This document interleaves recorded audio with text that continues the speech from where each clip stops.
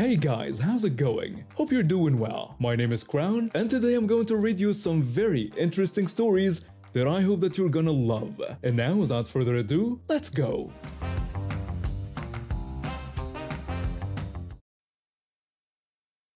When I moved into this gated community with my partner, I was relieved to see how well equipped it was for people with different needs. Tonight though, my partner and I were taking our usual evening stroll when we stumbled upon a scene that made my stomach churn. There, lying on the ground next to an open car door in a handicapped parking space, was an elderly person. They'd been there for what looked like ages, waiting for someone to help. I rushed over, my partner right behind me. I asked if they were all right and what had happened. The elderly person expressed relief that someone had finally come to help, explaining they'd been stuck there for almost half an hour. This poor soul who needed a walker to get around had been trapped because some entitled jerk in a Mercedes had parked right in front of the ramp leading to their unit. They'd tried to navigate the curb instead and fallen. My partner and I carefully helped them into their car. I offered to call for medical help, but the elderly person declined, saying they'd be fine and thanking us for our assistance. After making sure they were okay, I was ready to unleash hell on the Mercedes owner. I stormed over to the maintenance office fuming. I demanded that they call a tow truck for the illegally parked Mercedes. The maintenance guy apologized, explaining he was new and didn't have the proper code to authorize that. Frustrated, I whipped out my phone and dialed the leasing office. No answer. I fired off an email with photos of the offending vehicle, hoping they'd take action. In my message, I described the unacceptable situation, explaining how someone had parked in front of a handicap ramp, causing an elderly resident to fall. I was so worked up, I decided to call the police. But as I was about to dial, I noticed the Mercedes was gone. The coward had slipped away. My partner tried to calm me down, but I was on a mission. I marched back to our unit and pulled up the community's online forum. I posted a message addressing the owner of the silver Mercedes with Freemason badges, describing their actions and how they caused a disabled resident to fall and get hurt. I warned them that if it ever happened again, I would personally ensure they faced consequences. I hit post and waited. It didn't take long for responses to flood in. One community member expressed horror and asked if anyone had gotten the license plate. Another mentioned they thought they knew who it was, someone who always parked wherever they wanted. To my surprise, about an hour later, a new comment appeared from the Mercedes owner. They apologized for the inconvenience, claiming they were only going to be a minute and didn't realize the impact, promising it wouldn't happen again. I responded, pointing out that the person they blocked had been on the ground for 30 minutes, and that their convenience was not more important than someone's safety and independence. The next day, I received a call from the leasing office. They'd identified the Mercedes owner and issued them a formal warning. If it happened again, they'd face fines and possibly eviction. A week later, I saw the elderly person again during my walk. They smiled and waved, thanking me again for my help.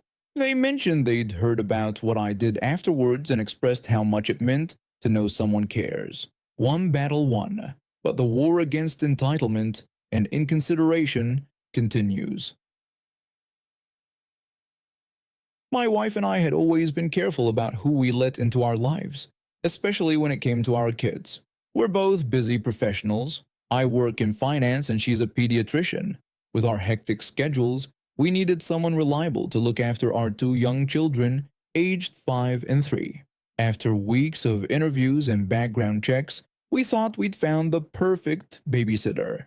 She seemed responsible, had great references, and our kids loved her. Everything was going smoothly for the first few months. She was punctual, kept the house tidy, and always had fun activities planned for the kids. We even started to see her as part of the family. That all changed one stormy weekend in October.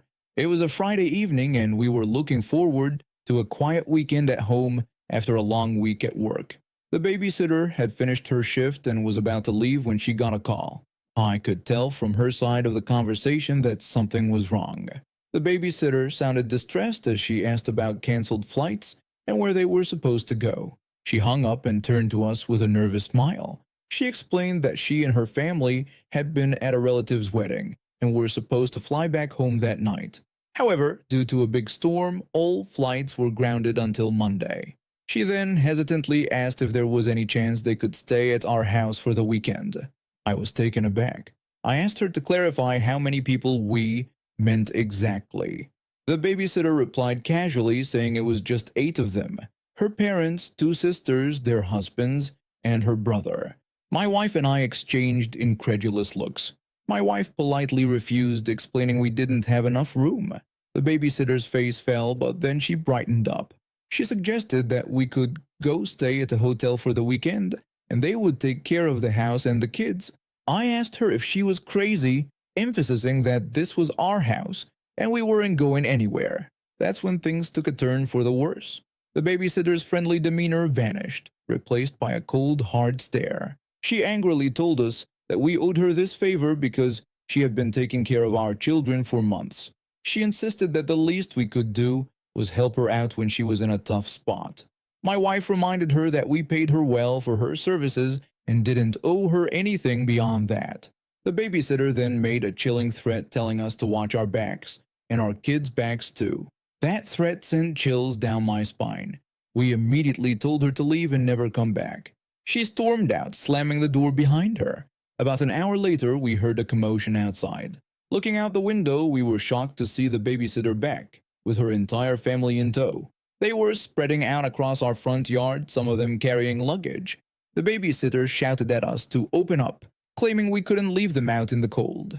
I opened the front door but kept the security chain on. I warned her to leave or I would call the police.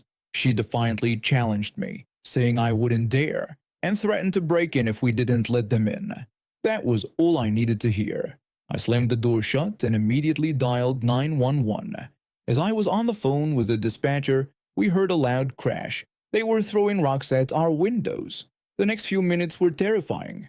Glass shattered, our kids were crying, and the yelling outside grew louder.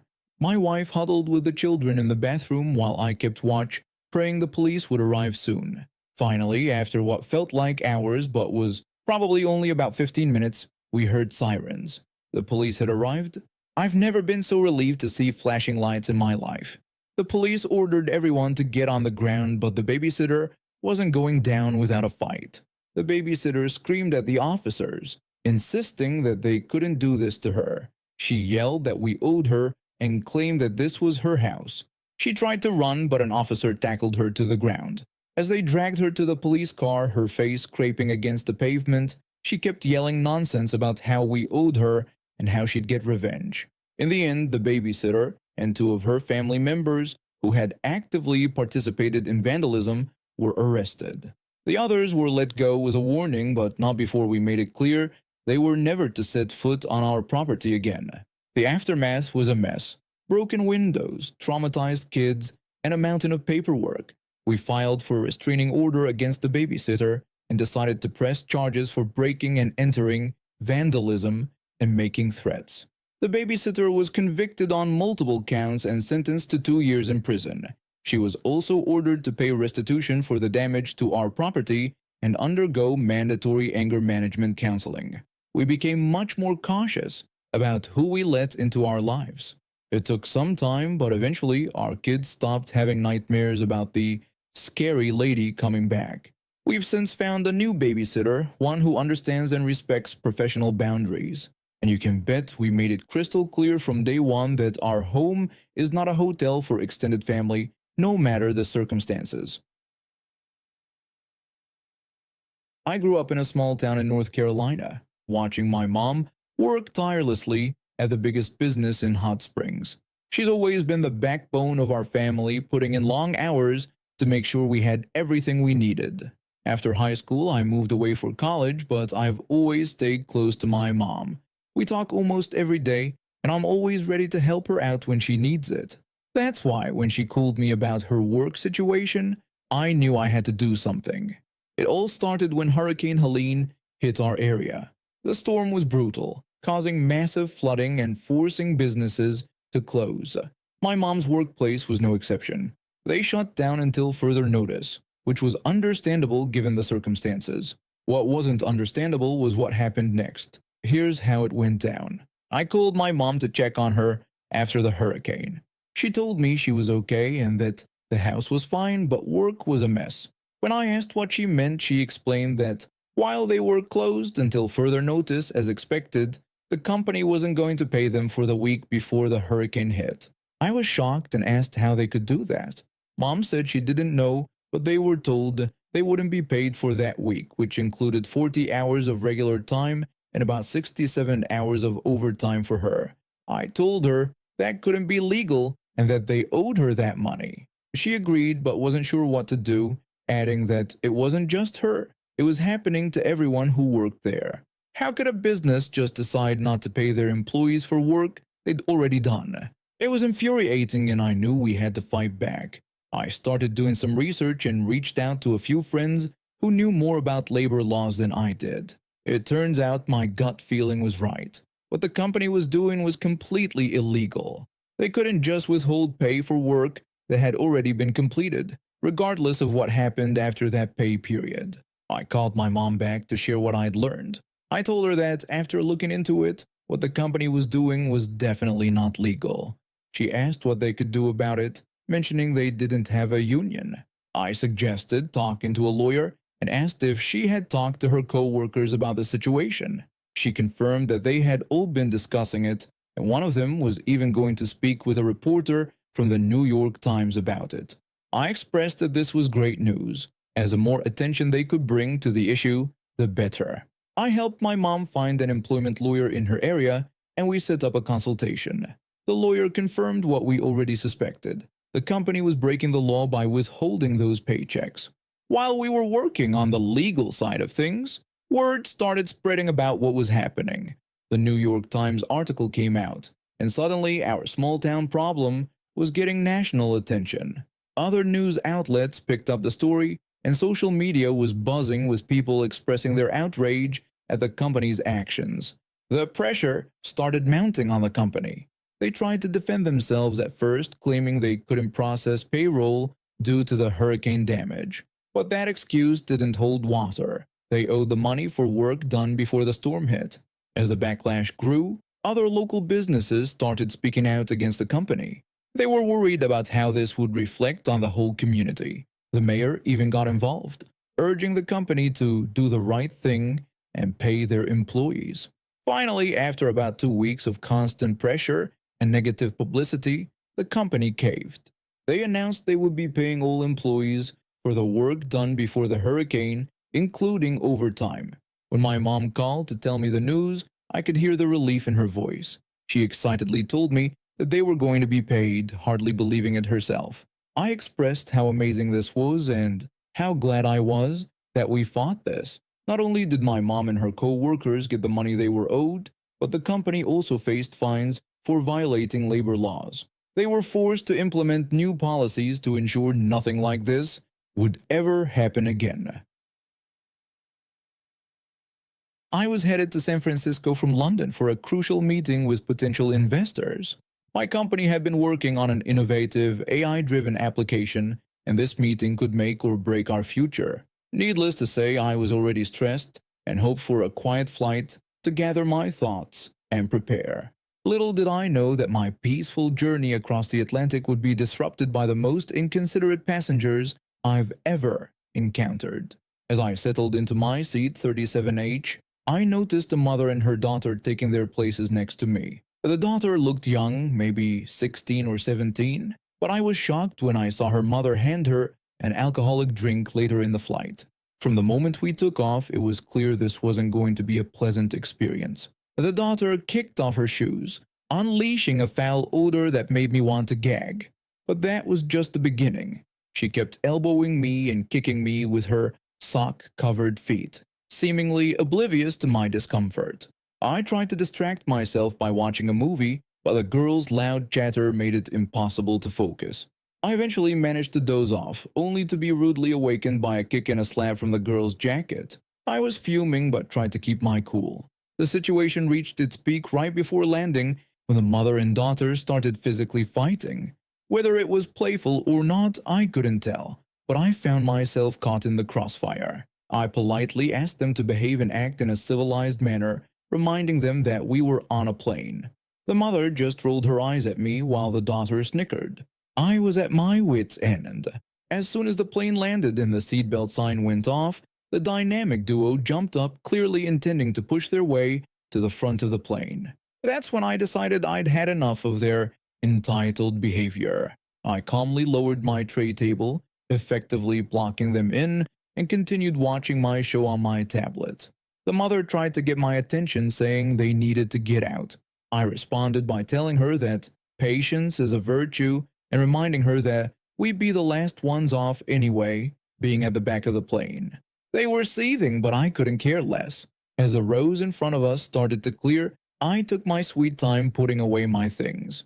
When I finally stood up to get my bag from the overhead compartment, I made sure to place it on my seat, creating another obstacle for them. As I retrieved my jacket, I may have accidentally swung it a bit too wide, catching the daughter and pushing her back into her seat. I apologized, feigning innocence and commenting on how tricky the overhead compartments can be. I could hear them fuming behind me as I made my way into the aisle. To my delight, a large family had queued up behind me, effectively blocking the entitled pair once again. The icing on the cake came at baggage claim. I spotted my luggage quickly and was out of there in no time. As I was leaving, I caught a glimpse of the mother-daughter duo just arriving at the carousel, looking flustered and annoyed. I may have delayed them by only a few minutes, but seeing their frustrated faces made my day. Sometimes, it's the little victories that count. The next day, as I confidently presented our project to the investors, I drew strength from my small airport victory. And as it turned out, the investors loved our pitch. We secured the funding we needed, and I couldn't help but feel that karma had played a little part in balancing the scales. And now we have reached the end of today's stories. Thank you for watching, and see you next time.